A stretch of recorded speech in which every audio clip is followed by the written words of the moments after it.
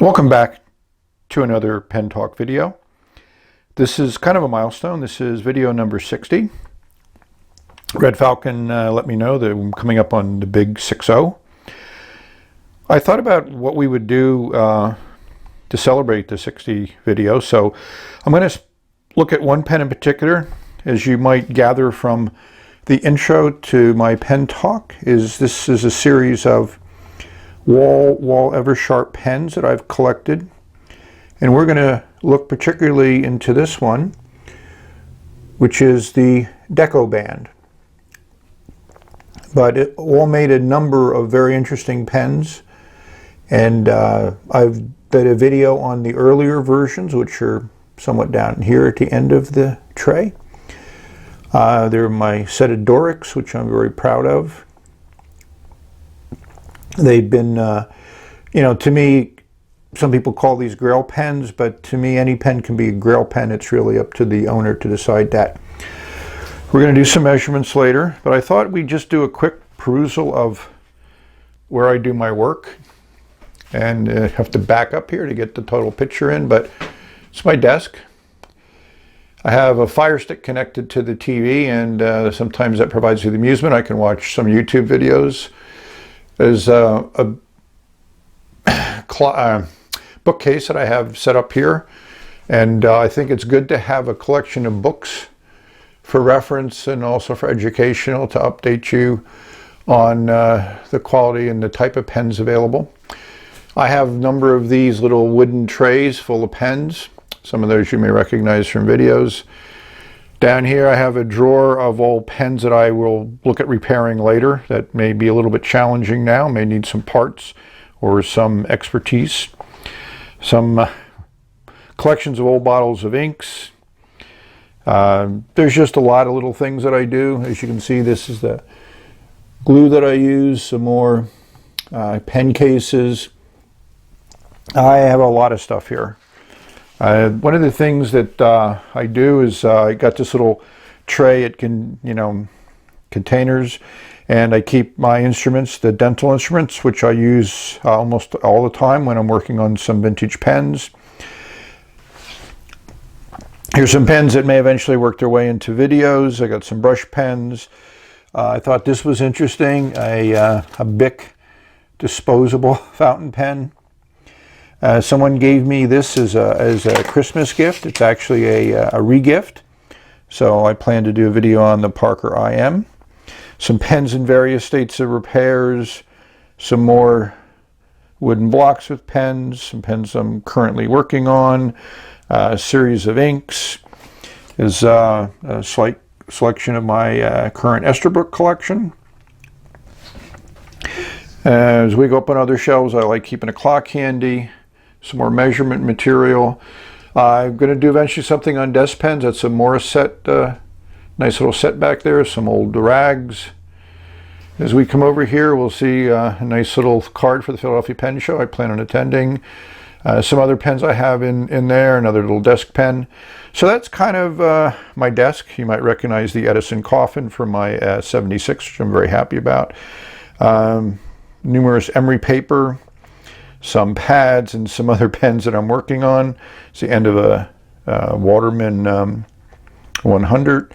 A Nook there. So that's kind of it. So let's go back over. And of course I have my working computer that's just dedicated to this room.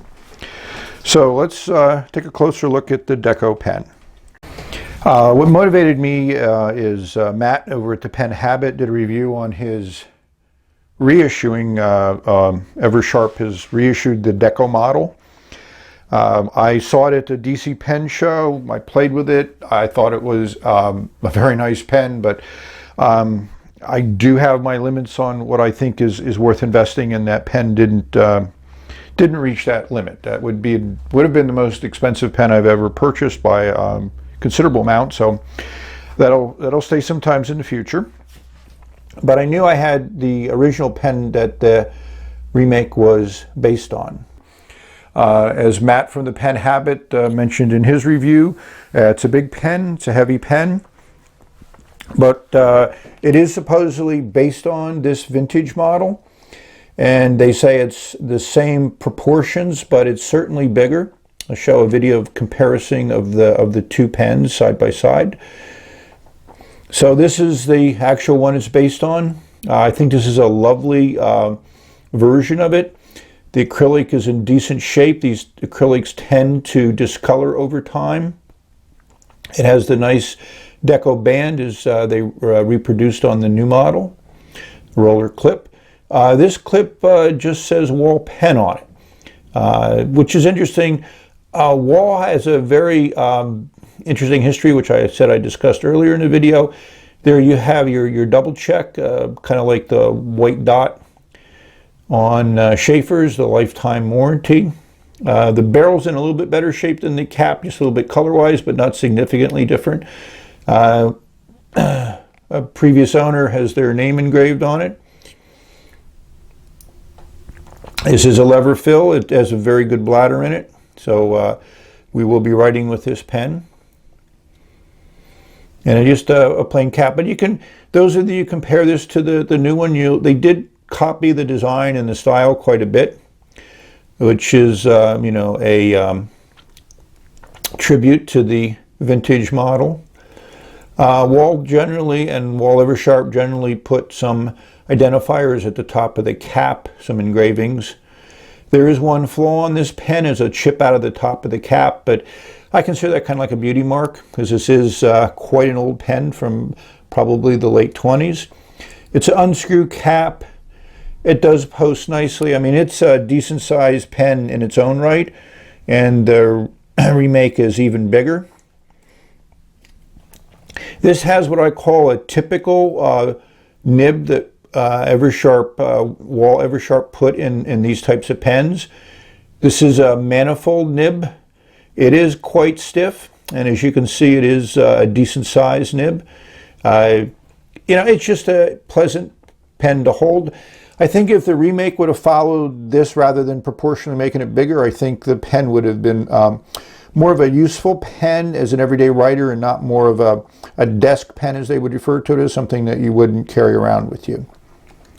I figured we'd do some real-time measurements. So let's take a look at this pen weight-wise. It's 23 grams, which puts it in, I would say, the average weight, considering the size of the pen. That's probably a very good weight. And I think for most people writing with pens, that makes it a useful writing weight. It's not something that you would notice or think to be too heavy. And that the writing part is 14 grams.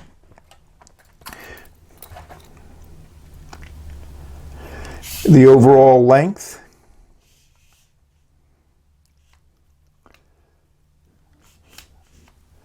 call it 137, about that. Converting it to inches, it's about 5.38 or 5.4. Uncapped,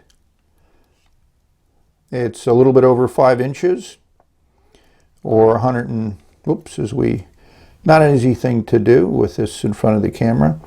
You know, 127.7 or 128. I tend to round off because these things aren't exact, and nobody's going to, you know, humans can't tell the difference between tenths of a millimeter. We throw in the pen comparison part of the video. I thought the M800 made a good comparison to the Wahl pen. Your TWSBI 580, your Noodler's Ahab, and a Lamy Safari. All very, very similar in length, and very similar also in their writing to a certain degree.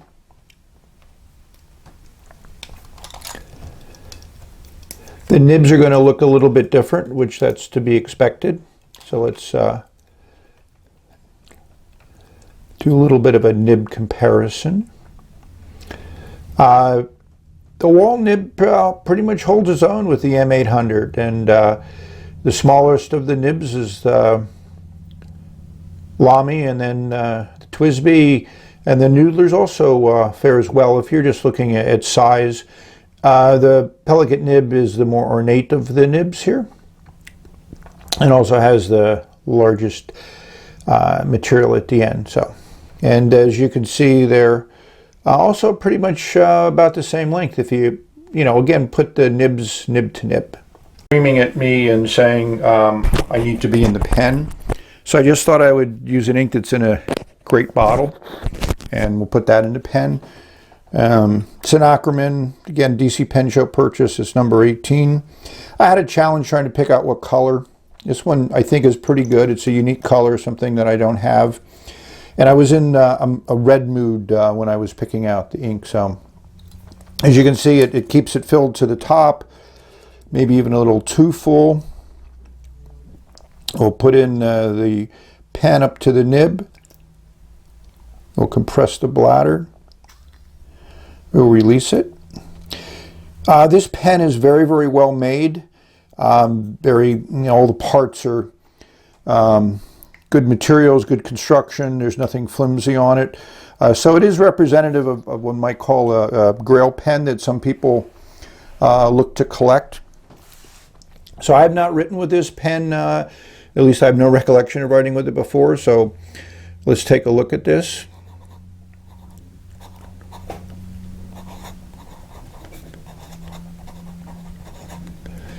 So the first thing that comes to mind is this is an extremely smooth nib. I would call it a fine nib, even though at the back of the feed it does have an M for medium. So this is a Japanese medium, which I don't think was something that was a term used back in the 20s when this pen was originally made. I call this a signature nib. I think that's how it was positioned by Wahl Eversharp. I have trouble exactly what to call this pen, with Wahl being on the clip and Eversharp being on the point. This doesn't require any pressure to put down ink. It's one of the things that I've noticed as I start to use more and more pens is some pens do have the ability of writing with no pressure whatsoever, while other pens you put the nib to paper and without pressure you don't get any ink flow. Assuming we could tune that with the tines and the opening between the tines. So I just wanted to do a quick look at a pen which might be a little bit popular now because of the reissue. And I always think it's good to take a look at the original and comparing it to the new. So thank you for watching. And may all you have great pen experiences, and may you have many.